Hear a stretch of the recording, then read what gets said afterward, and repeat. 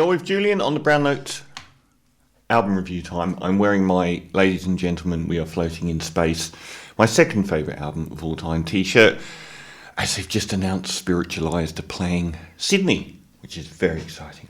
But a review of the second album by the UK's enfant terribles, the Bad Boy Chiller Crew.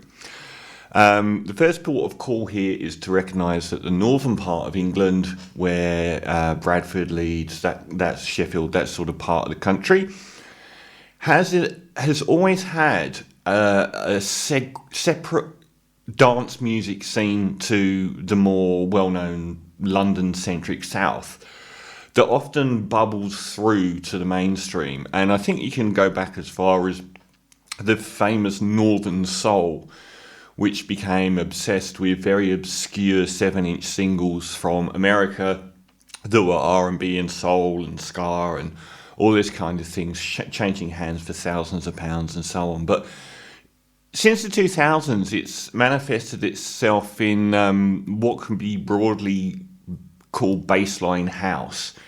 And it has bubbled through on occasion to the mainstream or the rest of the UK. And otherwise it remains this very popular but almost hidden in plain sight scene. And the Bad Boy Chiller Crew came of age making prank videos on YouTube. Gareth G.K. Kelly, Kane Welsh and Sam Clive Robinson. So they got very popular making these post-Jackass YouTube videos. Now, back in 2020, they released their debut album, and it blew my head off. It was the most fun debut of the year, and I think it was in my albums of the year, called Full Whack No Breaks, and the track, I think 420, which opened the album, and I was just in love with. I think that was my second favourite track of the year. They've returned with Disrespectful, which is a second album, and the main problem that they would have is that their shtick could grow stale quite quick, given it's this bombastic. So they embrace chav culture, and if you know what chav culture is, it's kind of like scummy, scuzzy, working class, violent teenagers in the UK. Working class teenagers beating each other up and wearing Burberry coats, and it hasn't got the best reputation. And I grew up around a lot of this, I can attest. It's a deserved reputation. But they've sort of taken ownership of it, and the cover of this album is absolutely magnificent. It's got this chav baby wearing chains and Burberry. But their whole yelpy, high-energy bassline stick could grow stale quickly. So that was the thing that was most enticing about where they would go with this album. I think that they made a really, really good choice, and that was with, I think, probably the best track on the album, Don't You Worry About Me. And that is half the tracks on here have very prominent, gutsy, ballsy female house vocals.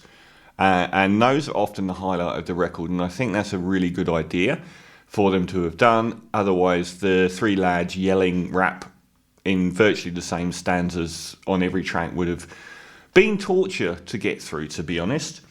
The opening tracks are pretty fairly decent, but they sort of lay the land down as to where this record's going to go wrong, and it does. So Much in Love, it shows that not only are they into their sort of northern bassline house scene, but very, very reminiscent, as much more acclaimed artists like Beryl and can't remember what his name is now.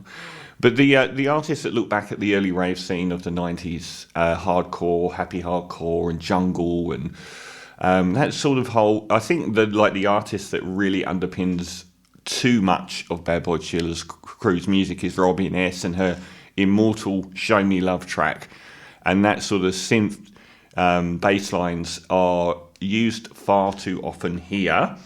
Even by the second track, it's starting to get a bit samey. You start to think that that sort of post-Show Me Love sound is going to be on every track. It isn't. It is just nearly on every track.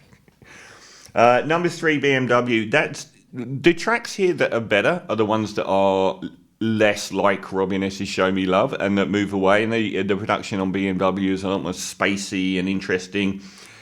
But there's not really anything. There's probably 2 or 3 tracks here. I'm going to try and get a track list up because I haven't even got one. That's how prepared I am.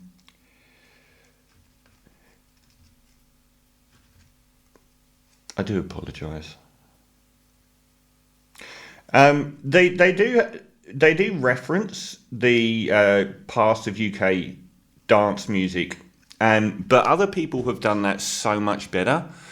Obviously, people like Burial, but even last year, who was the anonymous 21-year-old from the UK? It was in my albums of the year. Her name's gone, but she referenced all of that stuff that people used to listen to in a cheap car driving around with cassettes on their way to nightclubs, because I was doing that back in the early 90s, and she did a much better job. Here it kind of feels like they're not really invoking it so much as using it, which I don't know. Footsteps in My Shoes was the second one, and I thought that started to get a little bit indicative that this album was going to be quite repetitive. Don't You Worry About Me, I previously mentioned, probably one of the best tracks they've ever done. That really full female house vocal just lifts it, as it does most times it's used on this album. Even like the Bikes and Scoobies, which follows, and Get Out of My Head, it is already starting to pull, and you're a third of the way through the album. It just keeps going back to that same sound and tempo, and that same sort of beat. It's a sort of post David Guetta, F Me, I'm Famous sort of beat, which is pretty lumpen. Is the word I was looking for. Pretty lumpen at times. It does bash you overhead. There's not a great deal of subtlety here, but I didn't expect subtlety at all. I thought Messages was really good. Again, it's because it's got such a strong female vocal hook. So I actually really like that one. And the album's often strong because of it. But from that point in, another spectre, apart from how repetitive this album is, rears its head. And that's that it gets very cringy. There's some tracks that are like Euro trash to the extreme. And just as they're not wearing their 90s electronic influences in an imaginative way, they're not camping out on Euro cheese with sort of like a sort of ironic brilliance. It's almost straight. It's like these are really trashy big room, very heavy beats, and lots of noise, and all of the dials turned up, and it is just Eurotrash. It isn't actually a commentary on Eurotrash. I thought the big chords on, what was it, The Things You Do, one of them had some really nice big piano chords, but it was just swamped. I think Wasting, like Free, the cover of You're Free to What You Want, is terrible. It is so unimaginative. Everybody's free to feel good. It's almost like you expected it to happen. It's the most unimaginative track that they could have hoped to have covered, and it's unlistenable. It's the kind of thing that you will turn your stereo right down when it comes on. It's very bombastic and very cheesy, and a few of the tracks around this point in the album are cringing-inducingly embarrassing. You would get up at that point. If you were listening to it at a friend's house, these are the tracks where you would be getting up and saying, turn this shit off, please. So the last track is actually got, I think it's called Stick Around, but the last track has actually got a different tempo. It's moving down into ballad music tempo, and even though that's a bit cheesy too, it's just refreshing that it isn't in exactly the same pocket as virtually the entire album. So this is a really painful album. I love the guys, and I love their first album, and this kind of proves what everyone would have worried, which is that there's a difficulty in making that last. It's too long a project, 16 tracks, I think. You don't need to spend that much time in a row with music this samey and high energy. It really does start to grate on the final third of the album. I think with some of the tracks like where was the early one? BMW and a few of the others, showing different elements to the production that could rescue them. The rapping is almost uniformly in that chanty vein. They do have solo tracks throughout, which aren't even the stronger ones, but they do chant verses that are virtually all exactly the same, and it's all very interchangeable, and that's difficult.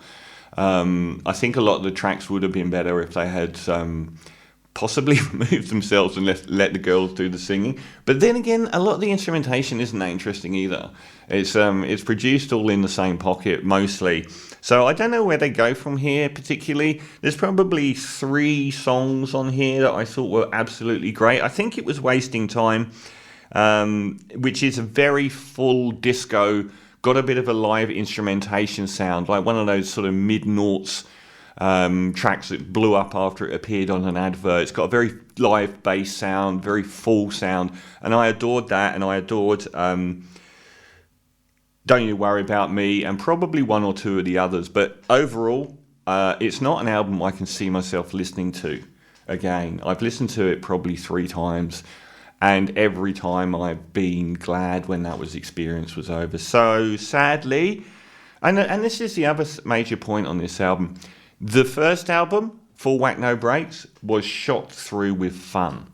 It was so much fun, it was hilarious often, and that's infectious. But this time it's like they're trying to be a lot more serious. There's not much fun on this record, and that is a dangerous proposition, because the fun made it easy to forgive the flaws in the music, whereas when there's no fun, you're really concentrating on those flaws. So sadly, Bad Boy Chiller Crew and Disrespectful, their second album, I am going to give a rather lowly 3.5 out of 10. Sorry, guys.